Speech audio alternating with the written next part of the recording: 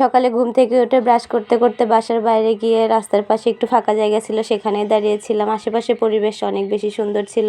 অনেক দিন পরে এরকম সুন্দর একটি সকাল পেলাম। সো হ্যালো এভরিওয়ান, আসসালামু আলাইকুম, welcome to our daily blog. আশা করি সবাই ভালো আছেন। আলহামদুলিল্লাহ আমরা অনেক ভালো আছি। সকালে ঘুম থেকে উঠে ব্রাশ করে রান্নাঘরে গিয়ে দেখি আম্মু রান্না বাড়া শুরু করে দিছে।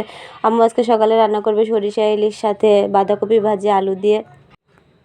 আমি আর সাবিনবাবু রান্নাঘরে বসে বসে আম্মুর রান্না করা দেখছিলাম। সরিষা ইলিশ রান্না করার জন্য ইলিশটা আগে ভেজে নিয়েছে ভালোভাবে লাল লাল করে। এরপরে যে বাটা মশলাগুলো ছিল সেগুলো ইলিশের মধ্যে দিয়ে দিয়ে একসাথে ভালোভাবে কষিয়ে নেবে। আমার আম্মুর হাতে রান্না মজা হওয়ার আরেকটা বিশেষ কারণ হচ্ছে উনি সব কিছু বাটা মশলা দিয়ে রান্না করে এবং সব কিছু টাটকা শিলপাটায় বেটে তারপরে রান্না করে।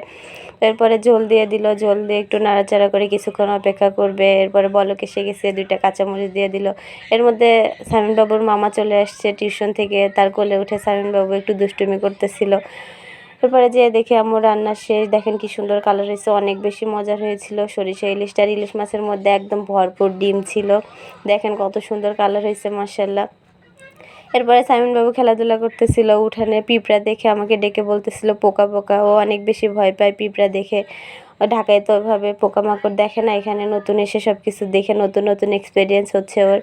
পরে এসে দেখি আম্মু ওখানে রান্না বাড়া আবার ভাজি বসিয়ে দিয়েছে চুলায়, বাঁধাকপি ভাজি। ভাজিটা কমপ্লিট। ভাজিটা অনেক বেশি মজার হয়েছিল। আলু দিয়ে কুমড়ো আর মাসকলাই দিয়ে একটা ডাল বড়া বানাই, সেটা দিয়ে আলু দিয়ে ভালোভাবে ভাজি করেছিল। এই তো খাবার দাবার বেড়ে নিয়ে চলে এসেছি। সকাল সকাল ধোয়া ওঠা ভাত সাথে সরিষা ইলিশ আর বাঁধাকপি ভাজি, এটা হলে আর কি লাগে বলেন। খাবার দাবার নিয়ে বসে গিয়েছি। চলেন আপনাদের সাথে শেয়ার করব কেমন হয়েছে আমার আম্মুর হাতের খাবার। তো প্রথমে খেয়েছিলাম বাঁধাকপি ভাজি, এটা অনেক বেশি মজার হয়েছিল। এটা আমার আম্মুর হাতের বাঁধাকপি ভাজি অনেক বেশি মজার হয়। বাঁধাকপি ভাজি খেয়ে আর একটু ভাত নিয়ে নিয়েছিলাম সরিষা ইলিশ খাওয়ার জন্য। এবার সরিষা ইলিশটা নিয়েও খেয়ে নিয়েছিলাম। তো আজকের ভিডিও এই পর্যন্ত। আমার ভিডিওটা যদি ভালো লেগে থাকে সবাই লাইক করে আমার চ্যানেলটিকে সাবস্ক্রাইব করে দিবেন। সবাই ভালো থাকবেন, সুস্থ থাকবেন, আমাদের জন্য দোয়া করবেন। আল্লাহ হাফেজ।